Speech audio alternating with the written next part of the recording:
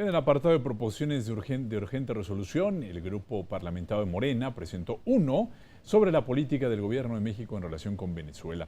El diputado Rubén Cayetano García indicó en tribuna que el conflicto se ha intensificado en las últimas semanas y que el gobierno de México ha sostenido una posición acorde con los principios constitucionales de política exterior. Primero, la Cámara de Diputados del Congreso de la Unión expresa su apoyo a la conducta de neutralidad y puente de comunicación asumida por el Gobierno de México frente al conflicto diplomático internacional surgido en relación con la situación interna de la República Bolivariana de Venezuela. Y luego de que se considerara de urgente resolución, los grupos parlamentarios subieron a tribuna para referirse a este tema, que además plantea que la Cámara de Diputados se congratula por la disposición del Uruguay, México y los países de la Comunidad del Caribe para abordar la situación de Venezuela a través del diálogo. Tras ser considerado suficientemente discutido, el dictamen se avaló en votación económica. Queremos que la doctrina Estrada se siga aplicando en sus términos para Venezuela. Sin embargo, en Venezuela tenemos un problema respecto del cual no podemos ser omisos, y cumplir con la doctrina Estrada no evita hacer pronunciamientos en favor de la población venezolana. No podemos permitir que haya gente muriendo de hambre en la región. Como mexicanos debemos promover lo que hasta ahora se ve inalcanzable, que es una reconciliación entre el pueblo venezolano. Debemos continuar por la ruta para que se alcance la paz, se respeten las libertades democráticas, los derechos civiles y los derechos humanos del pueblo venezolano.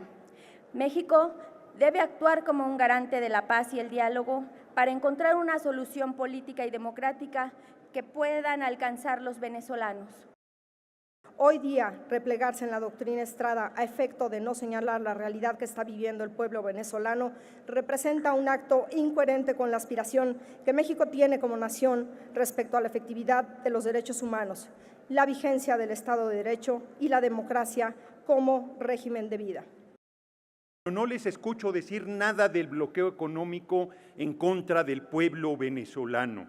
No los escucho decir absolutamente nada del robo de 12,000 millones de dólares en reservas de oro que hizo Gran Bretaña y de todas las instalaciones petroleras que tiene Venezuela en Estados Unidos, incluidas decenas de estaciones de abasto de gasolina en territorio estadounidense.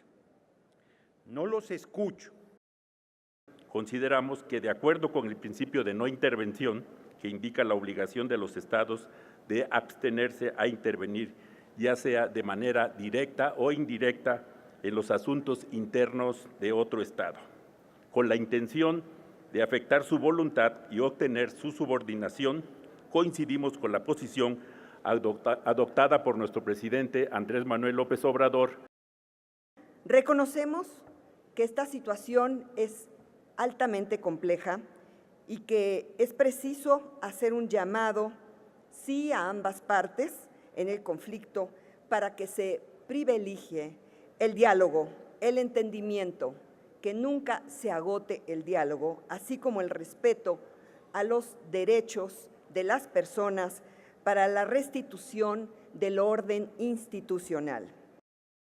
Así es que en este punto de la crisis, seguir hablando de diálogo no es más que un intento por darle oxígeno al régimen. Lo que urge es la terminación del régimen opresor a través de la celebración de elecciones, como lo pide el Grupo de Contacto Internacional, integrado por países europeos y latinoamericanos, incluido Uruguay. No tener una neutralidad respecto de la crisis interna de Venezuela, sino respecto de un conflicto internacional que se ha generado a partir de una crisis interna en un país.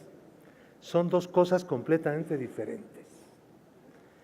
¿De qué manera aplicamos nuestros principios básicos constitucionales? No de la manera